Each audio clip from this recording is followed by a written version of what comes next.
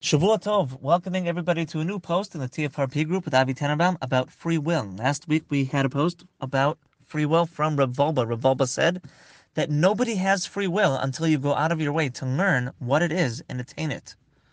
So this week we are going to have a different fascinating idea about free will from Rav Dessler in the Sefer Michtav Me'Eliyahu. This is a very famous Rav Dessler. What we're trying to do is deconstruct the idea that is mistaken, according to Rav Volbe, that everybody has full free will all the time in every situation, no matter who they are and no matter what they went through, to make good choices. This is a widespread mistake that people make, according to Rav Volbe in last week's post. So that's why we're learning more about what free will truly means, and we're trying to construct an accurate meaning that more fits the experience of ourselves, of our clients, and of people that struggle all the time with various things. So if you've ever met a person with complex trauma, or perhaps with obsessive compulsive disorder, or psychosis, or addiction, or any other sort of malady, you know that there are certain things that those people have a very hard time doing or not doing, and they may be on medication, and they may be in therapy for many, many years, and it's still extremely hard for them to change their behavior, and it takes a really long time if they're successful at all. And how does that fit in with this simplistic idea where everybody has full range to do anything they want at any time? And so we already know from last week that that idea doesn't exist. It's a mistake. That's what Rav Volbe says. So says Rav Dessler, free will is something dynamic, and it's called what he calls Nekudas Habechira. There's a point of free will. And this point of free will can move forwards or move backwards based on your actions. And of course, we're obligated, as in all the posts we're always going to say, we're obligated to do our best, we're obligated to work hard, and we're obligated to move the point of free will towards doing the best outcome that we can possibly do. But says Rav Dessler, to explain this point called the point of free will, a mashal to war. So he says in a war, you have two encampments. You have the good guys and the bad guys. And these two parties, the good guys and bad guys, they fight in a war, and you have a front line somewhere in this battle, somewhere in between the two encampments. And so in the good guy encampment, there's no battle there because they're just settled down there with all of their equipment.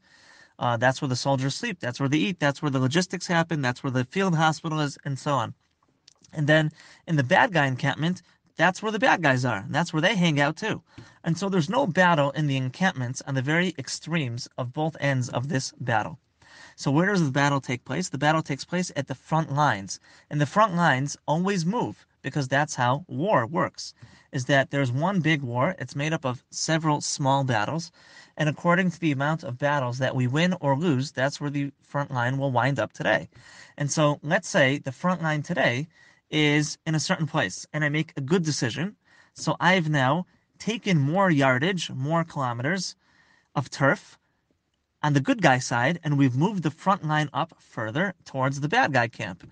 And we've chased the bad guys away further back, right? And let's say we make a bad decision today.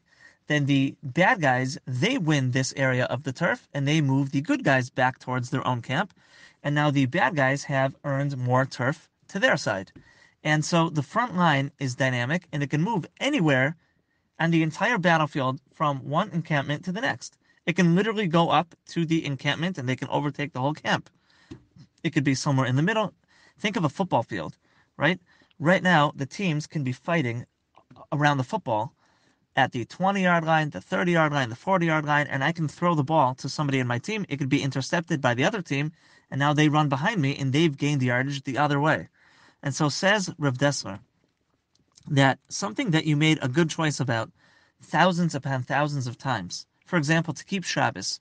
Let's say for you, he says, to keep Shabbos is not hard. This is how you grew up. This is how you were educated. You never even struggled with this. So he says, when you kept Shabbos today, that was not out of free will because there was no battle in that place. That was just a given. And he says, let's say a person grew up not religious, and he has no knowledge at all about Shabbos, and he never kept the Shabbos in his life. And so today he also didn't keep Shabbos. So his decision to not make Shabbos was also not out of free will. That's not considered free will. He says free will is only by the front line.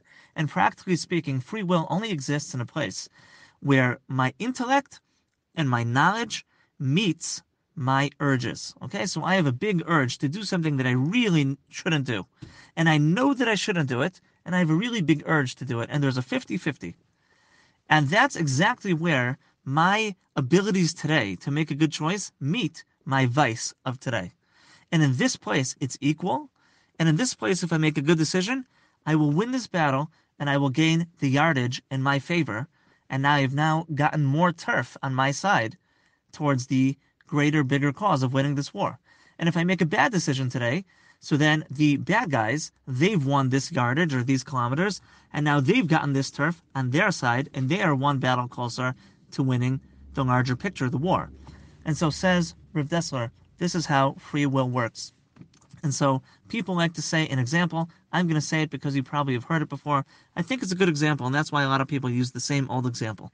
Let's say you have a person who went through very, very serious trauma in his childhood, and he was raised with a lot of violence, and he uses drugs, and he has no money, and he's lived with rough and tough people his whole life. He's been scraping to survive, and this guy, he has no skills, no training, and a lot of problems in his life. And the way he makes money to use drugs is by mugging people.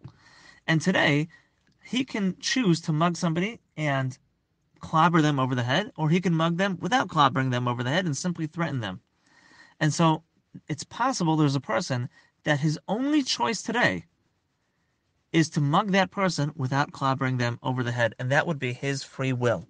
Okay, this is a long message, but it's a very complex idea which can really save a lot of people. It's very, very important to grasp this idea. And so we know a lot of clients that they can't make better choices today on the bigger picture, but on the smaller step, they can at least choose to go to therapy. They can choose to do their homework. They can choose to not use drugs just for today, and all sorts of things.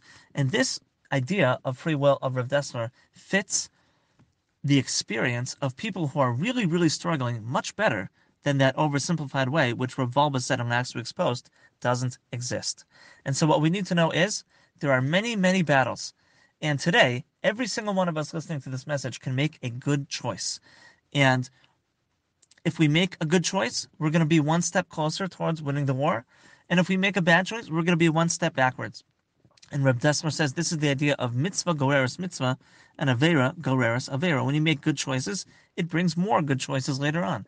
And when you make bad choices and you dip in a little bit and you rationalize and you say, well, I'll just give in this one time, I'll just do this, I'll just do that, just for today, in the bad way, then avera goreres avera, it will bring more bad things as well. This is the complex version of free will. This fits our experience, and this gives a lot of understanding. This helps people who have struggled and made mistakes for many, many years in a row to understand, yeah, you know what, it's really not that simple. Maybe I didn't have free will in all those situations, but that doesn't exempt me from making the good choice today on the level that I can.